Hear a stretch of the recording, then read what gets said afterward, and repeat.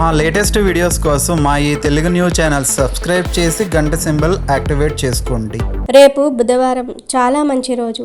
ఈరోజు సాయంత్రం 5:14 నుండి 7:21 మధ్యలో తులసి మొక్క మీద దీనిని చల్లితే చాలు 1 గంటలో మీ జీవితం మారిపోతుంది. డబ్బు దూసుకు వస్తుంది. మీకు ఉండే కష్టాలన్నీ కూడా తీరిపోతాయి.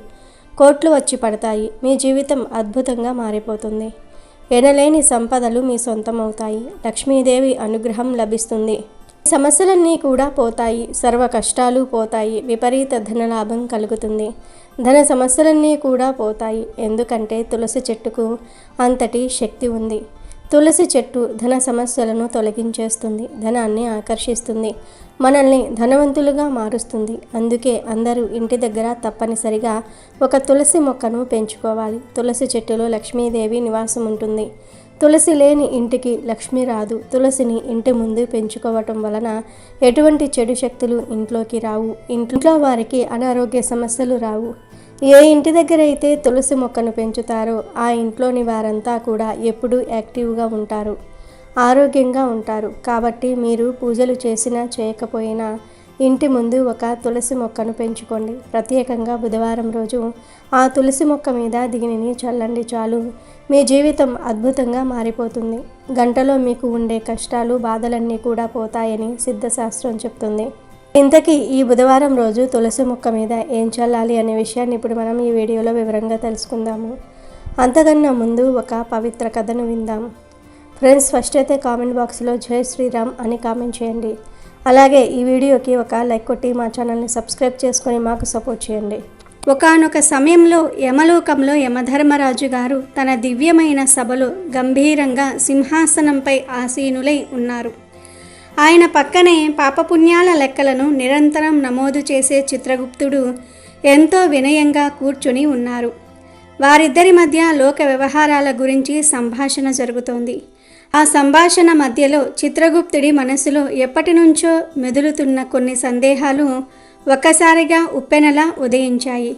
ఆయన ఎంతో వినమ్రంగా చేతులు జోడించి యమధర్మరాజుతో ఇలా అన్నాడు: ఓ యమధర్మాదినాథ, నా మనసును తొలిచేస్తున్న కొన్ని సందేహాలను దయచేసి నివృత్తి చేయండి.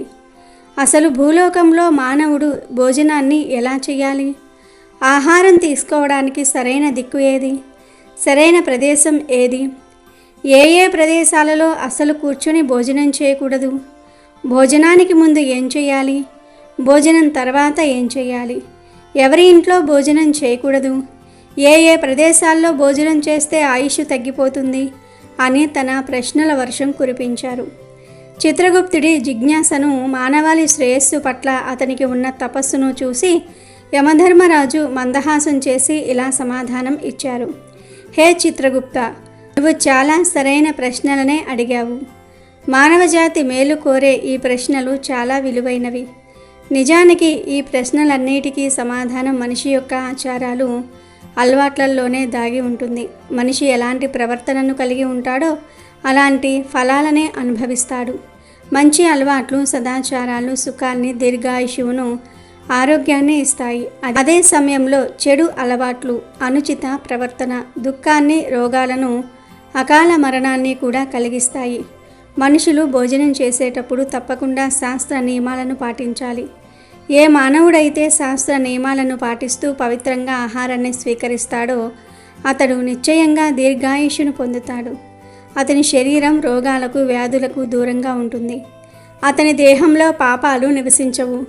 అందుకే భోజనం చేసేటప్పుడు మనిషి దిక్కు, ప్రదేశము, సమయము మరియు తన శారీరక శుభ్రతను తప్పకుండా దృష్టిలో ఉంచుకోవాలి అని పలికాడు యమధర్మరాజు. ఆ మాటలు విన్న చిత్రగుప్తుడు మరింత వినయంతో, ప్రభు, దయచేసి ఈ రహస్యాలను మరింత వివరంగా వివరించండి. భోజనానికి సంబంధించిన నియమాలన్నిటినీ నాకు పూసగుచ్చినట్లుగా చెప్పండి అని కోరాడు. అప్పుడు యమధర్మరాజు గంభీరమైన స్వరంతో, చిత్రగుప్త, నీ ప్రశ్నలకు సమాధానం ఇచ్చే ముందు నేను నీకు ఒక పురాతన కథ చెప్తాను. ఈ కథను చాలా శ్రద్ధగా విను. ఇందులో నీ అన్ని ప్రశ్నలకు సమాధానాలు దొరుకుతాయి. ఈ కథ అత్యంత విజ్ఞానదాయకమైనది.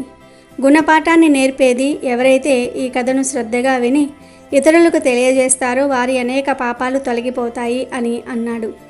ఆ మాట వినగానే చిత్రగుప్తుడు ఆనందంతో ఉప్పొంగిపోయాడు. ఓ యమధర్మరాజా, మీ పవిత్రమైన ముఖత ఈ మహత్తరమైన కథను వినటం నా మహాభాగ్యం. నేను ఏకాగ్రతతో తప్పకుండా వింటాను అన్నాడు. ఆ తర్వాత యమధర్మరాజు చిత్రగుప్తుడికి ఆ పురాతన కథను చెప్పటం ప్రారంభించారు. చిత్రగుప్త, పూర్వకాలంలో మగధ దేశంలోని విజయనగరం అనే రాజ్యాన్ని సుకేతుడు అనే ప్రతాపవంతుడైన ధర్మాత్ముడైన చక్రవర్తి పరిపాలించేవాడు. ఆయన రాజ్యంలో ప్రకృతి సంపద సమృద్ధిగా ఉండేది. ప్రజలు అత్యంత సుఖ సంతోషాలతో జీవించేవారు. రాజు సుకేతుడు గుణవంతుడు, బుద్ధివంతుడు మరియు దయగల హృదయం కలవాడు.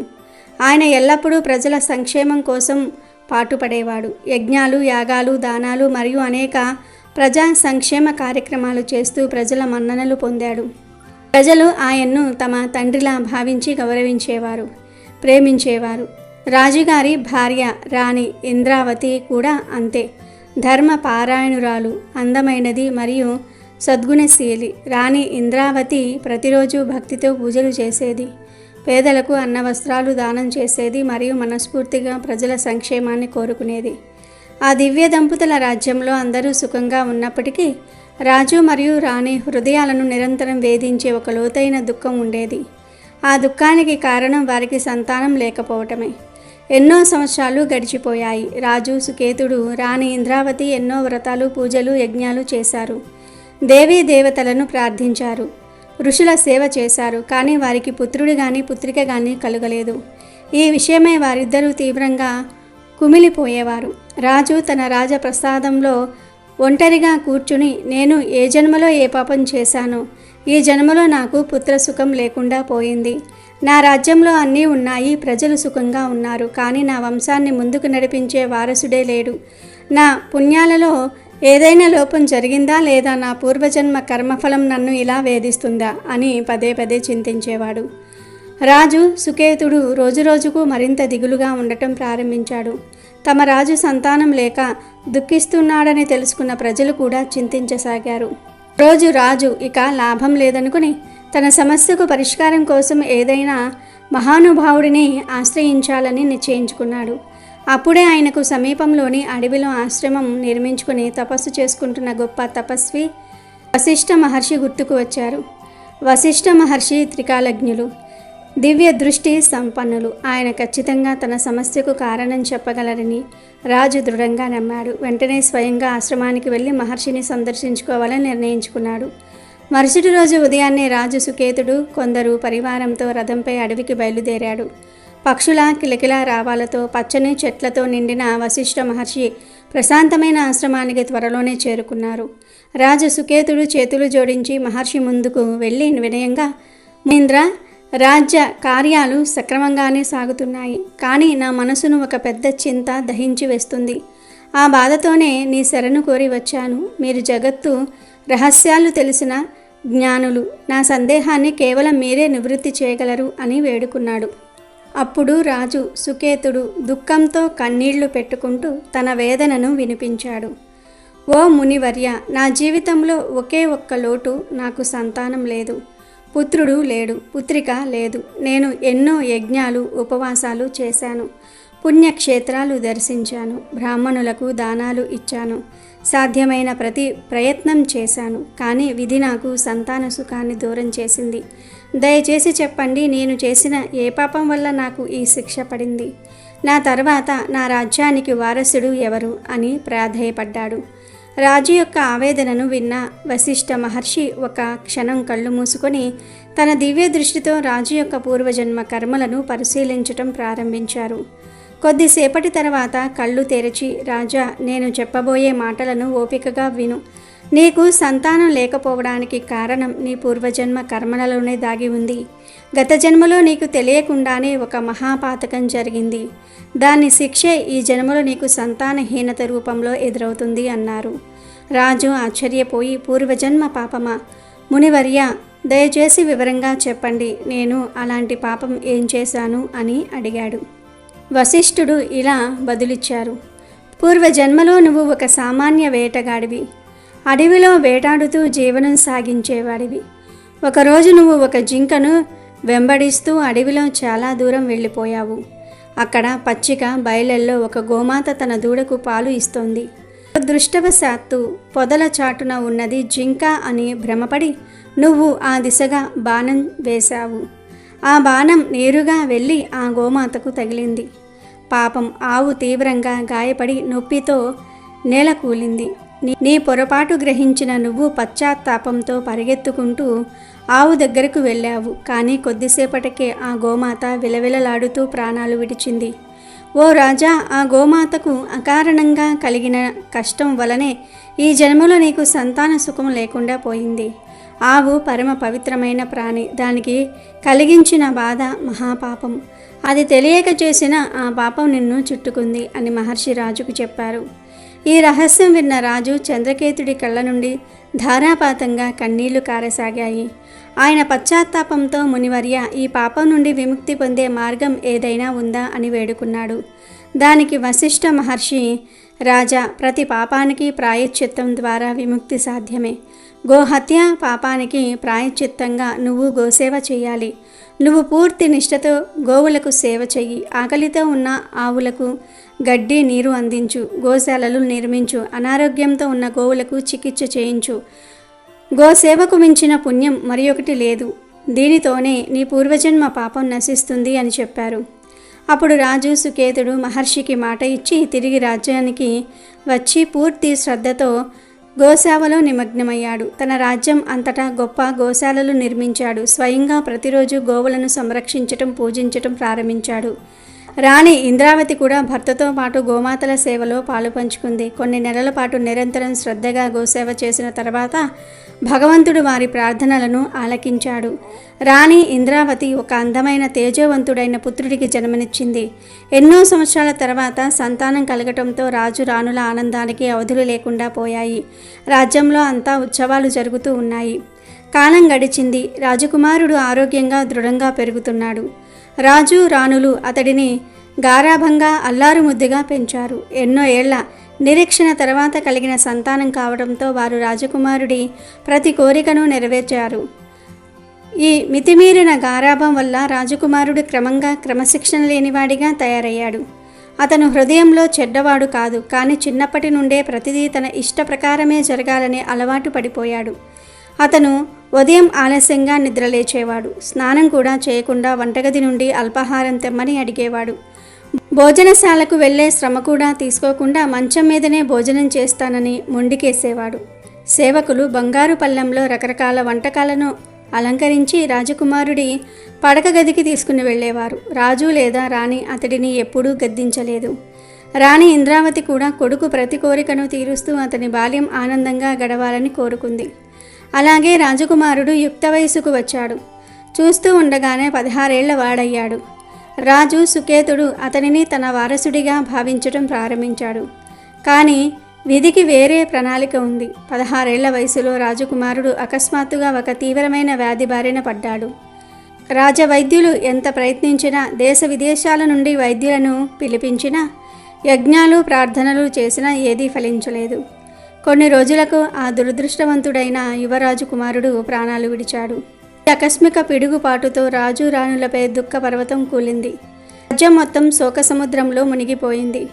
ఈ ఘోర సంఘటన తర్వాత రాజు సుకేతుడు రాజ్య పరిత్యాగం చేసి రాణితో కలిసి వశిష్ఠ మహర్షి ఆశ్రమానికి చేరుకున్నాడు.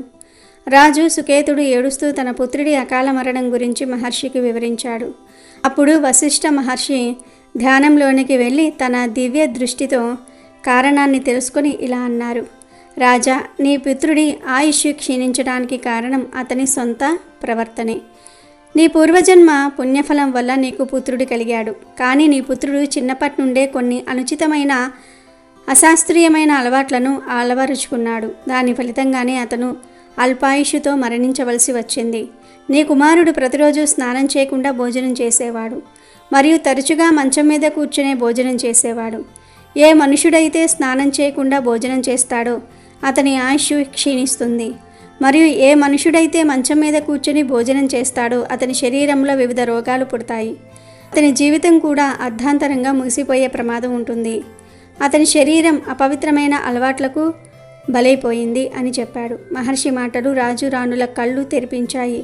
వారు తమ తప్పును గ్రహించి తీవ్రంగా పశ్చాత్తాపడ్డారు. వారు ప్రాపంచిక మోహాన్ని త్యజించి ఆశ్రమంలోనే ఉంటూ తమ మిగిలిన జీవితాన్ని తపస్సులో గడిపారు. ఈ కథను చెప్పి యమధర్మరాజు చిత్రగుప్తుడి వైపు చూస్తూ ఇలా అన్నారు. చూసావా చిత్రగుప్త, మనిషి అలవాట్లే అతని జీవితాన్ని ఎలా నిర్మిస్తాయో లేదా నాశనం చేస్తాయో. సుకేతుడి లాంటి పుణ్యాత్ముడు కూడా తన కుమారుడి తప్పుడు అలవాట్లు కారణంగా పుత్ర శోకాన్ని అనుభవించవలసి వచ్చింది. ఇప్పుడు మంచం మీద భోజనం చేయటం ఎందుకు? అంత పాపమో వివరంగా చెప్తాను, శ్రద్ధగా విను. చిత్రగుప్త, అన్నం పరబ్రహ్మ స్వరూపం. అది కేవలం ఆకలి తీర్చే పదార్థం మాత్రమే కాదు, అది ప్రాణశక్తి.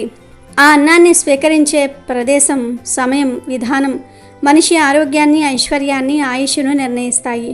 మంచం అనేది నిద్రించడానికి, విశ్రాంతి తీసుకోవడానికి ఉద్దేశించిన ప్రదేశం. అది మన శరీరంలోని తాపసిక గుణాన్ని, అంటే అలసట, జడత్వాన్ని స్వీకరిస్తుంది. మనం నిద్రలో ఉన్నప్పుడు మన శరీరం మరియు సూక్ష్మ శరీరం రోజంతా పోగుబడిన ప్రతికూల శక్తులను, మానసిక ఒత్తిడిని, విష పదార్థాలను విడుదల చేస్తాయి. ఆ మంచము, పరుపు ఆ శక్తులను పీల్చుకుంటాయి. అలాంటి అపవిత్రమైన తాపసిక శక్తి నిండిన ప్రదేశంలో పరబ్రహ్మ స్వరూపమైన అన్నాన్ని పెట్టి తినటం మహా అపచారం. ఇది సాక్షాత్తు అన్నపూర్ణాదేవిని, లక్ష్మీదేవిని అవమానించినట్లే. ఎవరైతే మంచం మీద కూర్చొని భోజనం చేస్తారో వారు భోజనంతో పాటు మంచం మీద పేరుకుపోయిన ప్రతికూల శక్తులను కూడా స్వీకరిస్తారు. దీనివల్ల వారి శరీరంలో రోగ నిరోధక శక్తి క్షీణిస్తుంది. వైద్యులకు కూడా అంతుచిక్కని దీర్ఘకాలిక వ్యాధులు, జీర్ణ సమస్యలు, మానసిక అశాంతి కలుగుతాయి. వారి జఠరాగ్ని, అంటే జీర్ణశక్తి మందగిస్తుంది. తిన్న ఆహారం సరిగ్గా జీర్ణం కాక అది శరీరంలో విషంగా మారుతుంది. ఇది నేరుగా వారి ఆయుష్ను హరిస్తుంది. అంతేకాదు, మంచం మీద ఆహారం తినటం వల్ల అన్నం మెతుకులు పరుపుపై పడతాయి. వాటిని చీమలు, ఇతర సూక్ష్మక్రిములు తింటాయి. మనకు తెలియకుండానే మనం ఆ జీవుల ఎంగిలి చేసిన ప్రదేశంలో నిద్రిస్తాము. అది దరిద్రాన్ని, అనారోగ్యాన్ని ఆహ్వానిస్తుంది. ఎక్కడ అపరిశుభ్రత, గౌరవం ఉంటాయో అక్కడ లక్ష్మీదేవి నిలవదు. ఆమె సోదరి అయిన జ్యేష్ఠాదేవి అక్కడ స్థిర నివాసం ఏర్పరచుకుంటుంది. దీనివల్ల ఇంట్లో ధనం నిలవదు, అప్పులు పెరిగిపోతాయి, కుటుంబంలో కలహాలు మొదలవుతాయి. జ్యోతిష శాస్త్రం ప్రకారం కూడా ఈ అలవాటు రాహువు యొక్క చెడు ప్రభావాన్ని పెంచుతుంది. దానివల్ల జీవితంలో ఆకస్మిక కష్టాలు, నష్టాలు, మానసిక గందరగోళం ఏర్పడతాయి. ఇక భోజనం విషయానికి వస్తే 3 రకాల భోజనాన్ని మనిషి ఎప్పుడూ ముట్టకూడదు. మొదటిది, ఎవరైనా దాటి వెళ్ళిన భోజనాన్ని అస్సలు తినకూడదు. ఆహారాన్ని దాటి వెళ్ళినప్పుడు వారి కాళ్ళ నుండి వెలువడే అపవిత్ర శక్తి ఆ అన్నంలోనికి ప్రవేశిస్తుంది. అలాంటి ఆహారం పశువులకు మాత్రమే పెట్టాలి, మనుషులు తినకూడదు. రెండవది, వెంట్రుకలు, పురుగులు వంటివి పడిన ఆహారం. అలాంటి ఆహారం తన సాత్విక గుణాన్ని కోల్పోయి ప్రేతయోని జీవులకు ఆహారంగా మారుతుంది. దానిని తినవారిలోకి కూడా అలాంటి ప్రతికూల శక్తులే ప్రవేశిస్తాయి. మూడవది, ఇతరుల భాగం లాక్కొని తినటం లేదా పంచుకోకుండా తినటం. ఇలా చేయటం అన్నపూర్ణాదేవికి ఆగ్రహం తెప్పిస్తుంది. జీవితంలో దారిద్ర్యాన్ని, ఆకలి బాధలను కలిగిస్తుంది. కాబట్టి భోజనాన్ని ఎల్లప్పుడూ గౌరవించాలి. పవిత్రమైన ప్రదేశంలో ప్రశాంతమైన మనస్సుతో స్వీకరించాలి. భోజనానికి ముందు కాళ్ళు, చేతులు, ముఖం కడుక్కోవాలి. వీలైతే స్నానం చేయాలి. కింద చాప వేసుకొని తూర్పు ముఖంగా కూర్చొని తినటం ఉత్తమం. ఈ నియమాలు పాటించిన వారికి ఆరోగ్యము, ఐశ్వర్యము, దీర్ఘాయుషు కలుగుతాయి. వారి జీవితంలో సుఖ సంతోషాలు వెల్లివిరుస్తాయి అని యమధర్మరాజు చిత్రగుప్తుడికి మానవుని ఆచారాలు, మంచి చెడు అలవాట్ల గురించి అమూల్యమైన జ్ఞానాన్ని అందించాడు. ఇక వీడియోలోకి వస్తే, పురాణాల ప్రకారం తులసి చెట్టును లక్ష్మీదేవి స్వరూపంగా భావిస్తారు. అందుకే శ్రీ మహావిష్ణువుకు తులసిని సమర్పిస్తారు. మనం తులసి మొక్క అంటేనే అతి పవిత్రంగా భావిస్తాము. ఎందుకంటే తులసి మొక్క రోజులో 22 గంటల పాటు ఆక్సిజన్ను విడిచిపెడుతుందని పరిశోధనల ద్వారా తెలిసింది. అందుకే తులసిని ప్రతిరోజు పూజించమని పెద్దలు చెప్పారు. మన పూర్వీకులు దేనినైనా పూజించమన్నారు అంటే అందులో ఆధ్యాత్మిక, ఆరోగ్య, వైజ్ఞానిక కారణాలు తప్పకుండా ఉంటాయి. సాధారణంగా అన్ని మొక్కలు, చెట్లు ఉదయం మొత్తం కార్బన్ డయాక్సైడ్ పీల్చుకొని ఆక్సిజన్ను వదులుతాయి. రాత్రి సమయంలో ఉదయం తాము పీల్చుకున్న కార్బన్ డయాక్సైడ్ మొత్తాన్ని పర్యావరణంలోనికి విడిచిపెడతాయి. కానీ తులసి మాత్రం రోజులో 22 గంటల పాటు ఆక్సిజన్ విడిచిపెడుతుందని పరిశోధనలో తెలిసింది. వృక్షజాతిలో మరే మొక్కకు ఇంతటి ప్రత్యేకత లేదు. తులసి ఔషధ గని. తులసిలో ప్రతి భాగం ఆయుర్వేద చికిత్సలో వాడతారు. తులసికి ఉన్న ఘాటైన వాసన కారణంగా తులసి వాసన వ్యాపించినంత మేర ఈగలు, దోమలు, పాములు రావు. అందుకే మన సాంప్రదాయంలో ఇంటి ముందు, వెనుక కూడా తులసి మొక్కను పెట్టి పూజించమన్నారు పెద్దలు. తులసి ఎంత గొప్పదంటే తులసి వనంలో పెట్టిన శవం తొందరగా చెడిపోదని మన ఆయుర్వేద గ్రంథాలు చెప్పాయి. తులసి చెట్టు కాలుష్య ప్రభావాన్ని తగ్గిస్తుంది. రోజురోజుకు పెరిగిపోతున్న ఈ కాలుష్య జీవనంలో కనీసం మనిషికి ఒక తులసి మొక్కనైనా పెంచుకోవాలి. గుడిలో మనకు ఇచ్చే తీర్థంలో తులసి ఆకులను ఉపయోగిస్తారు. దానికి కారణం ఏమిటి అంటే అందరూ ఆరోగ్యంగా ఉండాలని. అలా గుడిలో మనకు ఇచ్చే తీర్థంలో తులసి ఆకులను ఉపయోగిస్తూ ఉంటారు. తులసి చెట్టు ఇంత పవిత్రమైనది కనుకనే తులసి చెట్టును ఇంటి దగ్గర పెంచుకోమని మన ఋషులు మహర్షులు చెప్పారు. అయితే ప్రత్యేకంగా బుధవారం రోజు ఇంటి దగ్గర ఉండే తులసి మొక్క మీద ఒక ప్రత్యేకమైన పదార్థాన్ని చల్లితే చాలు ధనం దూసుకు వస్తుంది. 1 గంటలో మీ జీవితం మారిపోతుంది. లక్ష్మీదేవి అనుగ్రహం కలుగుతుంది. ధన సంపాదన పెరుగుతుందని శాస్త్రాలు చెప్తూ ఉన్నాయి. ఏమీ లేదు, బుధవారం రోజు చక్కగా సాయంత్రం సంధ్యా సమయంలో 5 గంటల 15 నిమిషాల నుండి 7 గంటల 21 నిమిషాల మధ్యలో చక్కగా ఒక గ్లాసును తీసుకొని దానిలో కొంచెం గోపంచకం వేయండి. అంటే ఒక 5 స్పూన్ల గోపంచకం వేయండి. గోపంచకం బయట షాపుల్లో దొరుకుతుంది. లేదా మీ ఇంటి దగ్గరలో ఎక్కడైనా సరే గోవుల్ని పెంచితే ఆ గోవు దగ్గరకు వెళ్ళి 5 స్పూన్ల గోమూత్రాన్ని తెచ్చుకొని దానిని ఈ పరిహారానికి వాడుకోవచ్చు. ఎందుకంటే గోపంచకం అనేది శ్రేష్టమైనది. ఈ గోపంచకానికి మన కష్టాలను తొలగించే శక్తులు ఉంటాయి. కనుక గోపంచకం తీసుకుని దానిలో చిటికెడు పసుపును కలపండి. అలాగే ఒక 1/2 స్పూన్ లవంగాలు తీసుకుని వాటిని పొడి చేసేసి ఈ పంచకంలో కలిపేయండి. ఎందుకంటే లవంగాలు చాలా గొప్పవి. లవంగాలతో ఎటువంటి పరిహారాలు చేసినా 100కు 100% ఫలితాలు వస్తాయి.